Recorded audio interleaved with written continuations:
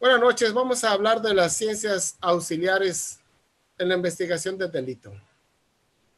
Primeramente explicaremos qué son las ciencias auxiliares.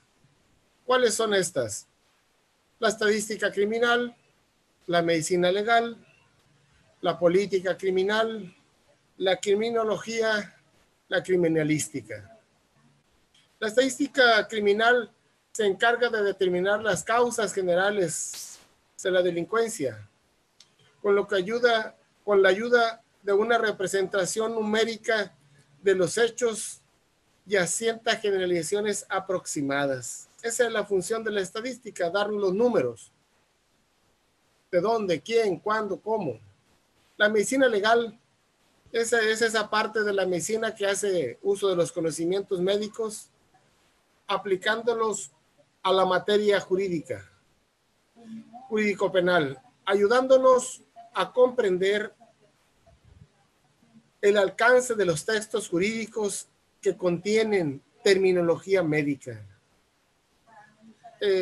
Agresiones, homicidio, lesiones y todo lo relacionado con la medicina. La política criminal. Esta se encarga del estudio del conjunto de medidas que los órganos de gobierno emplean para combatir la criminalidad que afecta a un estado, con el objetivo de encontrar formas de disminuir o eliminar los niveles de la delincuencia, siempre respetando el Estado de Derecho. Criminología y criminalística más adelante explicaremos a fondo, que son las que más utilizamos. La investigación puede definirse como la serie de pasos que dan respuesta lógica a una pregunta específica. Eso es investigación. Entonces, esas ciencias auxiliares ayudan a la investigación. Investigar es el estudio, búsqueda, indagación que se realiza con el fin de encontrar algo. El objetivo material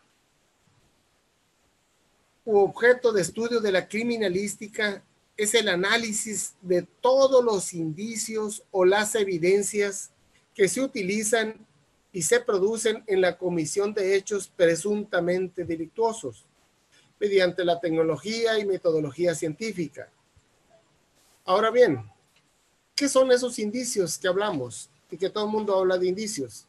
Se considera indicio todo aquel elemento perceptible, sea material o no, que resulta o se ve implicada en la escena de un crimen y que permite imaginarnos la existencia de una circunstancia determinada vinculada al suceso o al crimen investigado.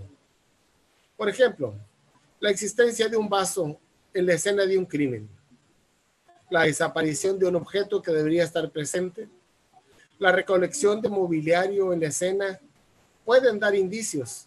Se trata de elementos que permiten apuntar en una dirección determinada. Y las evidencias, ¿qué son esas evidencias que a veces hablamos?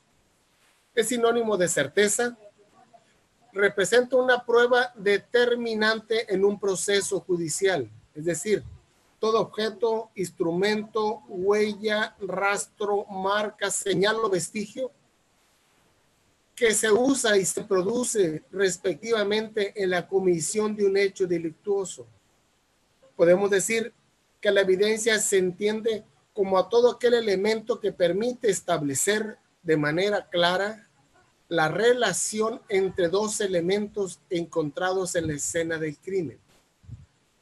Ahora bien, ya explicamos cuáles son las ciencias auxiliares, qué es la investigación, qué son evidencias, indicios, qué es el delito.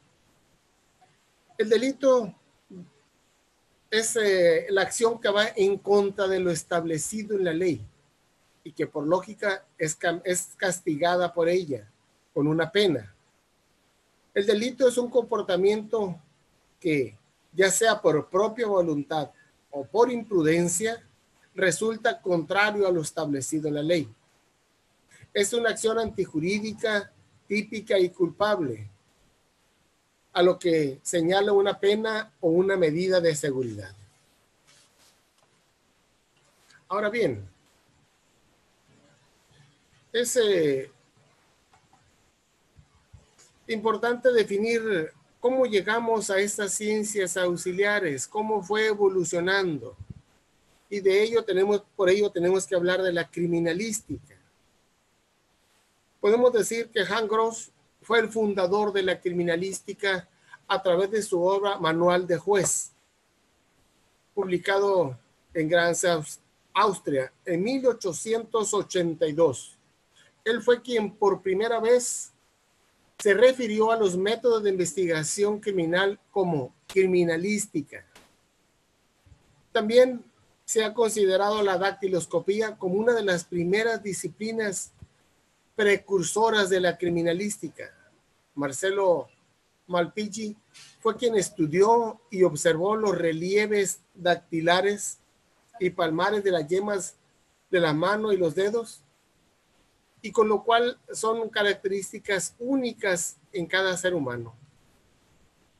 El doctor Boucher realizó estudios sobre balística en 1753, que posteriormente recibió el nombre de balística forense. También tenemos a Dan Pinkerton, en 1866, puso en práctica la fotografía criminal, que actualmente se denomina fotografía forense. También tenemos a Alfonso Bertillon, que en 1882 establece la tesis sobre el retrato hablado. La toxicología fue creada en Italia por el célebre profesor Orfila. O sea, ahí vamos avanzando en esto que es la criminalística.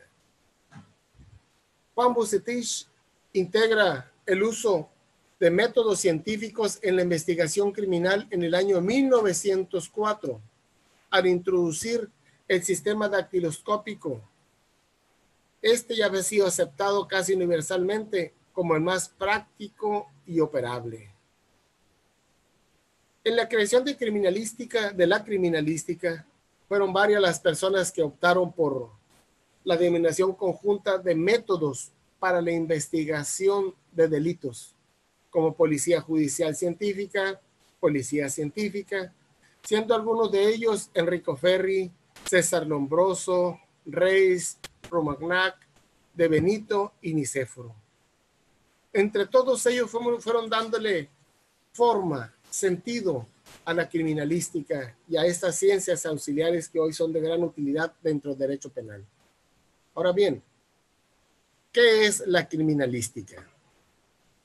La criminalística es la disciplina que se aplica fundamentalmente o que aplica fundamentalmente los conocimientos, métodos y técnicas de investigación de las ciencias naturales en el examen de material sensible significativo relacionado con un presunto hecho delictuoso, con el fin de determinar qué fue lo que pasó, en qué consistió la existencia del hecho, o más bien reconstruirlo, señalar y precisar la intervención de uno o varios sujetos en el mismo hecho. Otro concepto respecto de la criminalística es más práctico, más dogmático, es la ciencia auxiliar del derecho penal que utiliza o emplea los recursos técnicos científicos en la búsqueda y análisis de los elementos materiales de prueba, a fin de establecer si hubo un delito, otorgando a los investigadores y al criminalista las bases científicas sobre el análisis del lugar de los hechos y determinar las posibles causas o móviles de lo sucedido. La criminalística es multidisciplinaria porque sintetiza para los conocimientos propios de su área la química, la física, la biología y otras ramas, y porque de ella se desglosa la criminalística de campo, la balística forense, la documentoscopía, explosivos, incendios, fotografía forense, hecho de tránsito terrestre, sistema de investigación, técnicas forenses de laboratorio y otras. Entonces, una vez que hemos explicado qué es la criminalística, ya nos queda más claro cuál es nuestro campo de estudio en este módulo. La criminología, también es importante definirla. Criminología deriva del latín criminis y del griego logos, que significa el tratado o estudio del crimen. Uno la definen como una parte del derecho que estudia el delito, sus causas, las maneras de evitarlo y el modo de actuar de las personas que lo cometen. Rodríguez Manzanera sostiene que la criminología es la ciencia sintética, causal, explicativa y natural y cultural de las conductas antisociales. José Ingenieros también nos dice que sobre la criminología, que es la ciencia multidisciplinaria que estudia las conductas humanas peligrosas, constituya delito o no, tanto en los casos en forma individual como de los fenómenos de las masas.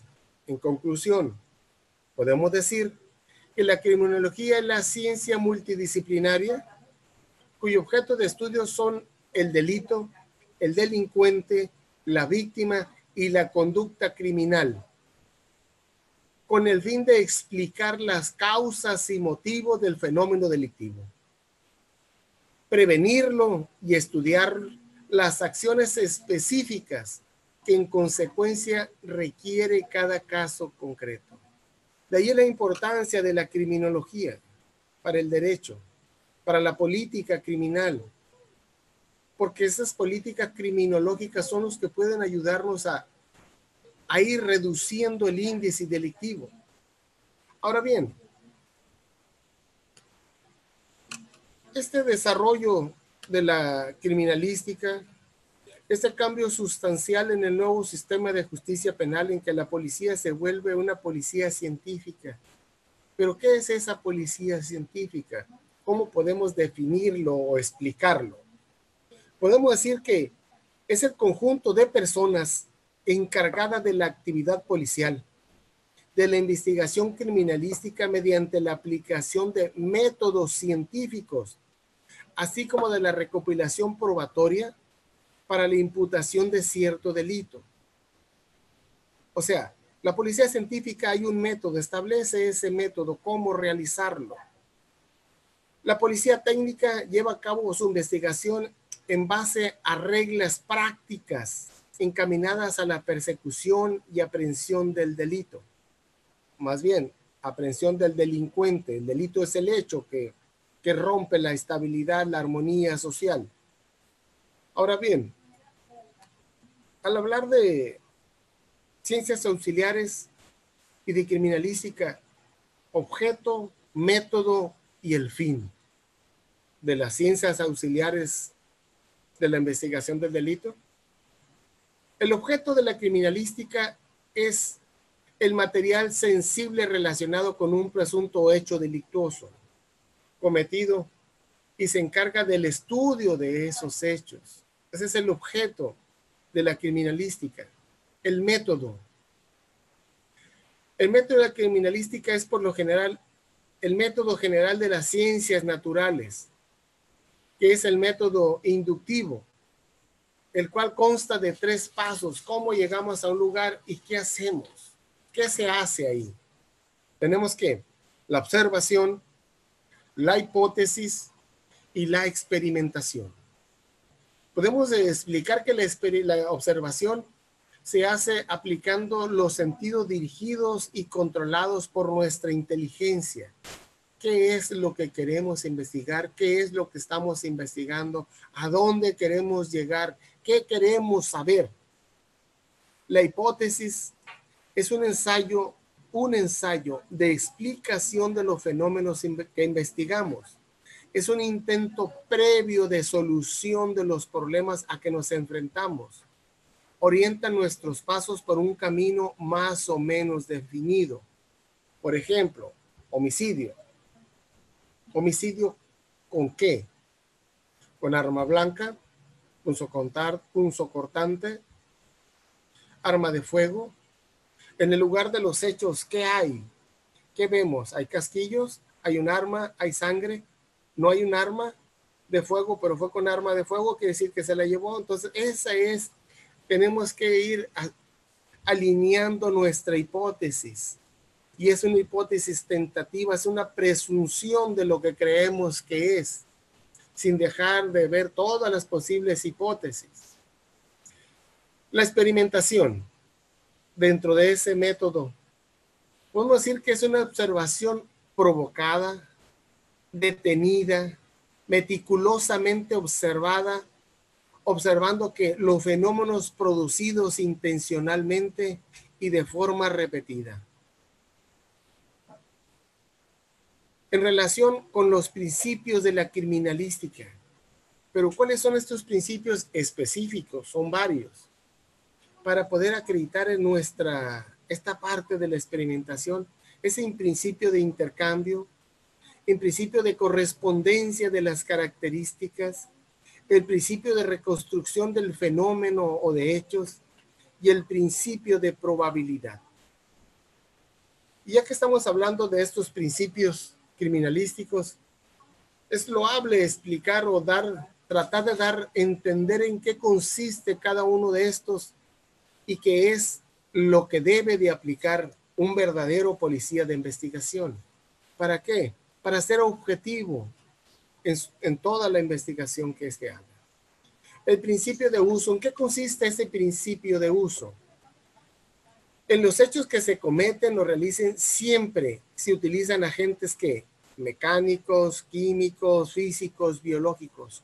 ¿Qué se usó? Ese principio de uso, muerte, con un golpe contuso, entonces buscaremos un bat, un palo, un madero, un fierro, algo.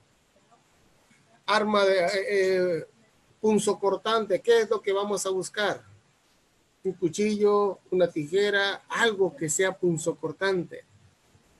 Y así tenemos que conocer esta parte de la criminalística para poder explicarnos los hechos delictuosos donde se presenten o que tratemos de explicárnoslo.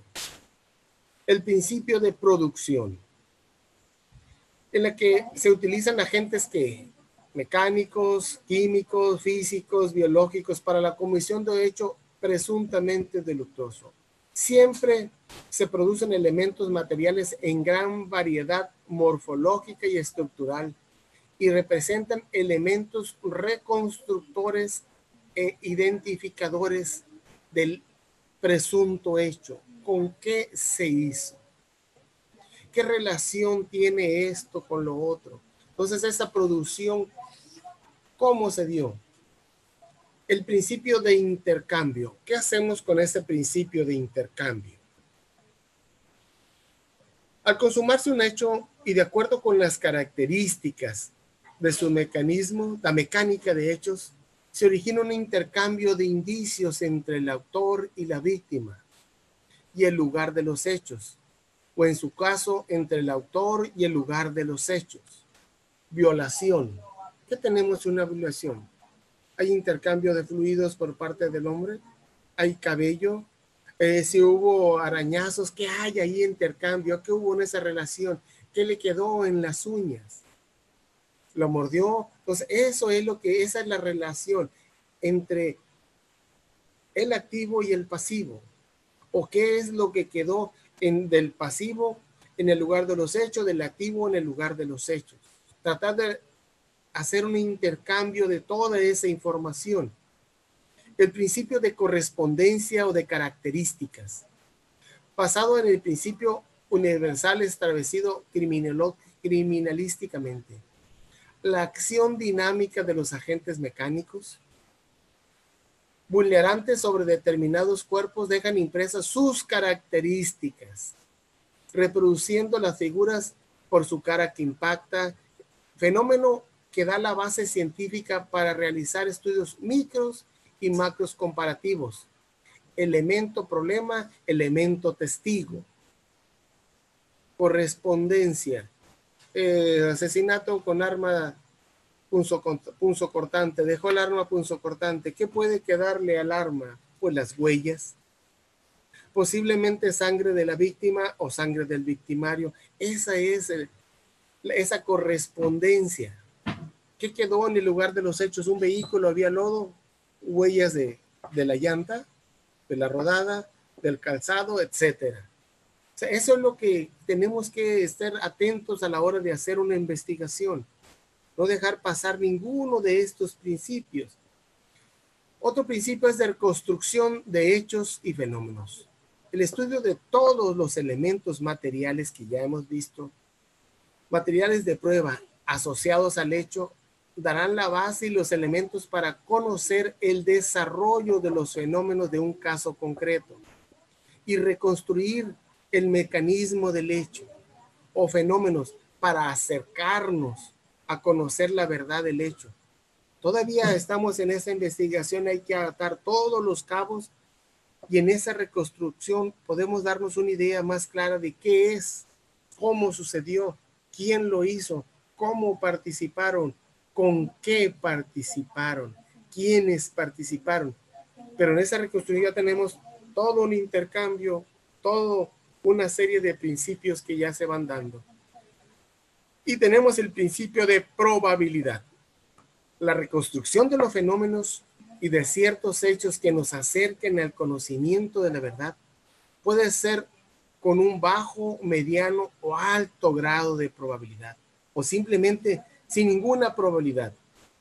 Pero nunca se podría decir esto sucedió exactamente así, al 100%, porque no estuvimos ahí, porque no lo hicimos, porque nosotros no somos parte, hacemos una investigación y nuestra probabilidad es lo que nosotros creemos que es de acuerdo a todo lo que hemos recabado. Ahora bien, el principio de certeza. Aquí ya vamos cambiando un poco más esto. ¿Por qué? Tenemos identificaciones cualitativas y cuantitativas y comparativas de la mayoría de los agentes vulnerantes que se utilizan, elementos que se producen en la comisión de un hecho, se logra con la utilización de la metodología, la tecnología y procedimientos adecuados que nos den certeza de su existencia y de su procedencia. ¿Cómo está el principio de certeza? En este vaso, ¿qué queda? La certeza de que hay unas huellas que pertenecen a una persona específica. Lo mismo. Sangre. Poder determinar el tipo de sangre. Entonces, eso es en esa certeza vamos avanzando. Firmas, tenemos la certeza a quién pertenece, hacemos un estudio. Entonces, aquí ya vamos avanzando un poco más tecnológica y metodológicamente amparado con las ciencias que puedan intervenir y que nos den más luz. Un arma.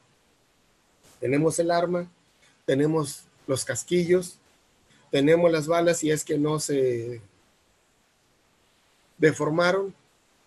El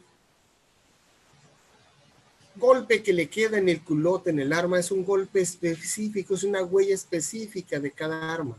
La uña extractora es otra huella específica, que cada arma tiene especificidades.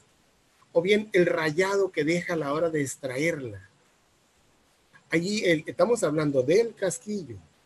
Ahora bien, al hablar de la bala, esa también en el sentido que sale, si el arma está, podemos hacerle estudios y determinar que esa bala fue disparado por esta arma. Entonces, ahí tenemos que el principio de certeza. En relación con estos principios que se citaron, se considera que aparte de hacer válido el método que aplica la criminalística, coadyuva para sustentarla como ciencia. Es decir, la criminalística se apoya en estos 7 principios con el objeto de realizar su aplicación con metodología científica en las investigaciones de hecho, presuntamente delictuosas. Y con todo ello, cumple con los objetivos que se le encomienden. La criminalística de campo y de laboratorio. Lo hablamos dentro de esto. La criminalística de campo es la que se encarga de aplicar los conocimientos, métodos y técnicas con el objeto de proteger, observar, fijar el lugar de los hechos, así como para coleccionar y suministrar las evidencias materiales asociadas al hecho al laboratorio de criminalística, o sea, a la criminalística de laboratorio. De esto se puede concluir que la criminalística de campo es la investigación que se lleva a cabo en el propio lugar de los hechos, del hallazgo o diferente del hecho y al hallazgo. El escenario del crimen es una fuente invaluable de información. Ahí vamos a sacar toda esta información. Ahora bien,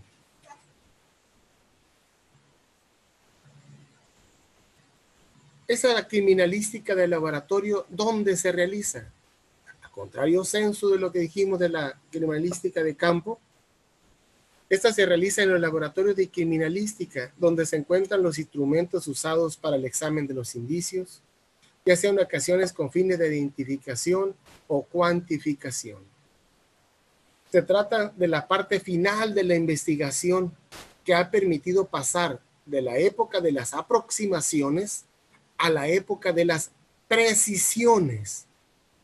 Eso es como fue avanzando y va avanzando y seguirá avanzando en la criminalística, en la investigación de las conductas antisociales. Ahora bien, la protección de la escena de los hechos. Todo hecho criminal ocurre en un lugar determinado, por lo que es importante que, primeramente, en el lugar de los hechos, consiste en proteger, aislar y conservar, como ya lo dijimos, el lugar donde se cometió el delito. ¿Y cómo se encontró?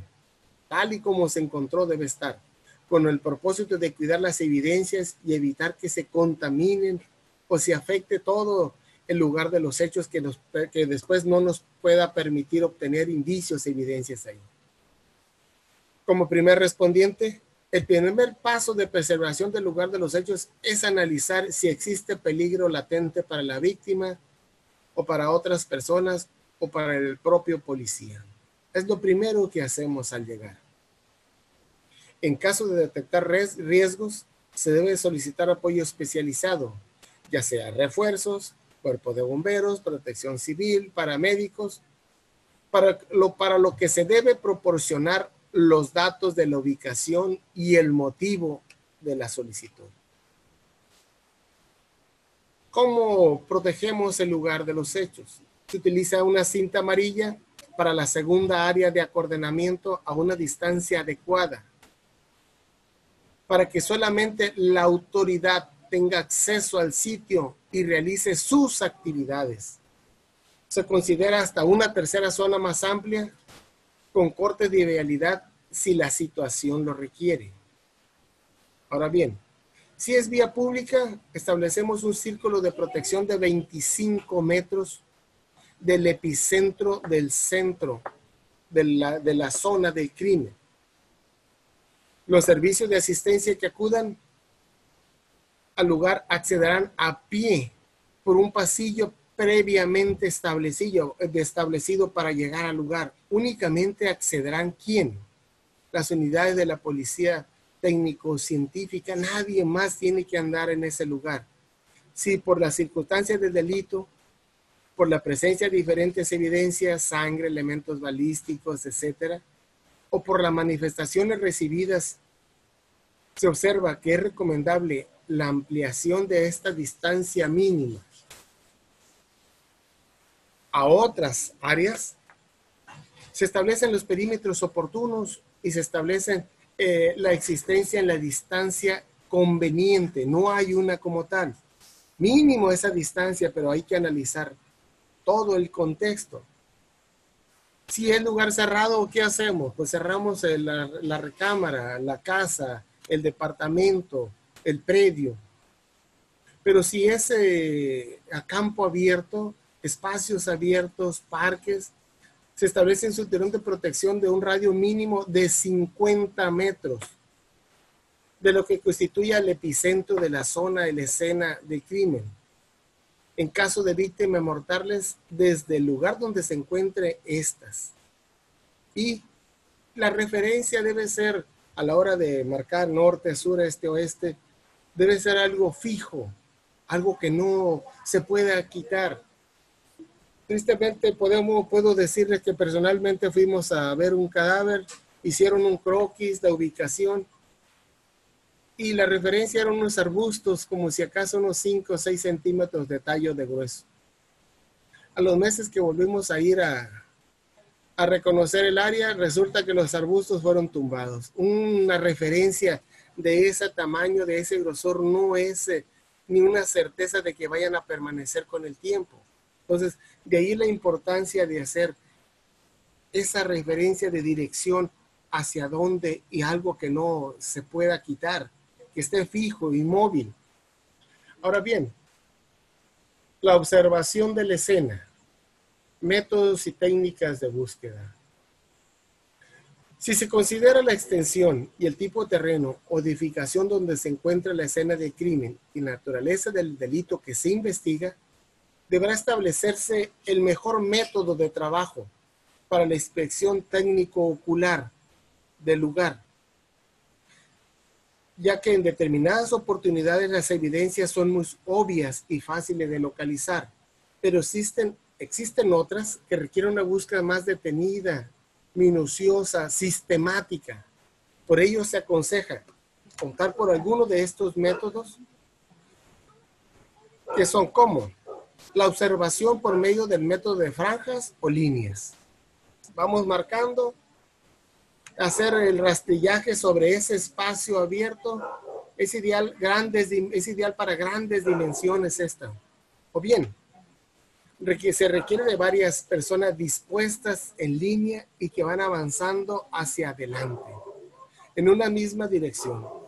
De hallarse algún elemento, de inmediato se da aviso al responsable del equipo sin tocar lo que se haya encontrado. La ubicamos, la señalamos y la fijamos. Aquí está. ¿Con qué la vamos a señalar? De acuerdo con las formas en que tengamos. Lo numeramos con letras o números, como se haga, o simplemente no tengo, le marco y ya viene el fotógrafo, el camarógrafo, el criminólogo, y ahora sí hace la fijación correcta. Ahora bien, por lo que se refiere al método de la cuadrícula o rejilla, es similar a las franjas, con la diferencia de que este método brinda una doble cobertura de este a oeste, de sur a norte, formando un cuadriculado en el terreno. Imaginemos que un área la cuadriculamos y vamos sobre esos cuadros haciendo la investigación.